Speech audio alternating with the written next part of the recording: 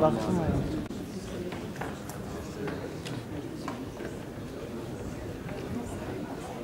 التامان الأكملان على خير البرية وأزكى البشرية. عمر كوشك المحترم، السيد ممثل التعليم البروفيسور دكتور إبراهيم هاتيبولو المحترم، المحترمين، الحضور الكرام من السيدات والسادة، أهلا وسهلا ومرحبا بكم. نحييكم بتحية من القلب، تحية أهل الجنة يوم يلقونه سلام، فالسلام عليكم ورحمة الله وبركاته.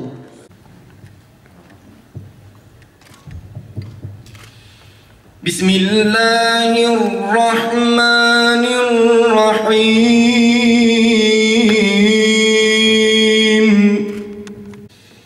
إنا أنزلناه قرآنا عربيا. Türkiye'de İmam Hatip okulları, sonra İmam Hatip liseleri, ardından Yüksek İslam Enstitüleri ve onların da ardından kurulan ilahiyat fakülteleriyle İslami İlimler Fakültelerinde Türkiye'de İslami ilimlerin okutulması konusunda büyük gayretler sarf edilmiştir. Akademisyen yetişmez. Arapça olmadan telif yapılamaz, makale yazılamaz, ilmi hayat ilerleyemez. Bundan dolayı da inşallah bu 2 gün içerisinde gelecekte İslami ilimlerle ilahiyat fakültelerinin vizyonunun daha mükemmel bir hale gelmesi için, daha iyi bir akademik seviye sergileyebilmesi için, İslami ilimlerde okuyan öğrencilerimizin, yetişen araştırma görevlilerimiz ve biz bütün öğretim üyeleri için de bunun vazgeçilmez olduğuna inanarak 1,5 gün, yani bugün öğleden sonradan yarın akşama kadar sayın dekanlarımızla bu konuyu tartışacağız. İlimler Fakültesi olarak yarın akşam yazacağımız ve alacağımız kararlara mutlak surette ulaşabilmek için bütün dekanlarımızla ısrarla üzerinde duracak ve bunu neticelendirmeye çalışacağız. İlim ve amelle varlığa tekaddüm eden insan dolayısıyla Allah Teala'ya hamd ediyor. Yani İlahiyat Fakültesi mensubu olmak, bir ünvan sahibi olmak, YÖK'te üye olmak ya da İlahiyat Fakültesi'nde dekan olmak, bir üniversitede rektör olmakla alakalı bir şey değil.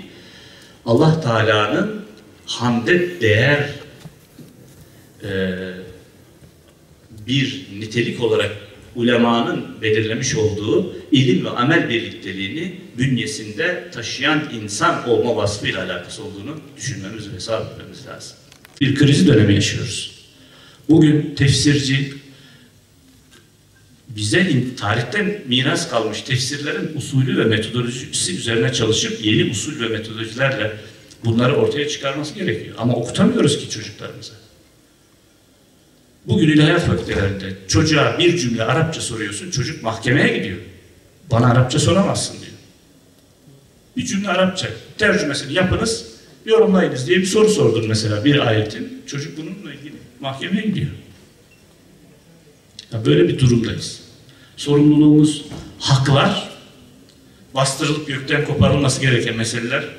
Burada Ahmet Hocam kusura bakmayın. Birinci sınavla alsak ne olur, ikinci sınavla alsak ne olur? Yöntem yok. Yani usulümüz kalmamış. Bir sistematiğimiz, eğitim sistemimizle alakalı bir şey kalmamış. Çocuklarımıza biz en kötü ihtimalle fakülteden mezun olurken benim kanaatim Nesefi tefsirini bitirterek göndermemiz lazım. Şerhül Akaid'i bitirterek göndermemiz lazım. Hadis kitaplarının hiç olmasa bir tanesini baştan sona bitirterek göndermemiz lazım. Usullerin hepsini, muhtasarlarını değil, adam gibi bir usulü fıkıhtan, hadisten, tefsirden tamamını okutarak göndermemiz lazım. Arapça fakültelerin açılmasını ben istiyorum. Bu senede elhamdülillah Maraş'ta açtık. Seneye başka da açılacak. Bunu ben değerli buluyorum ama Arapça bizi İslami ilimlere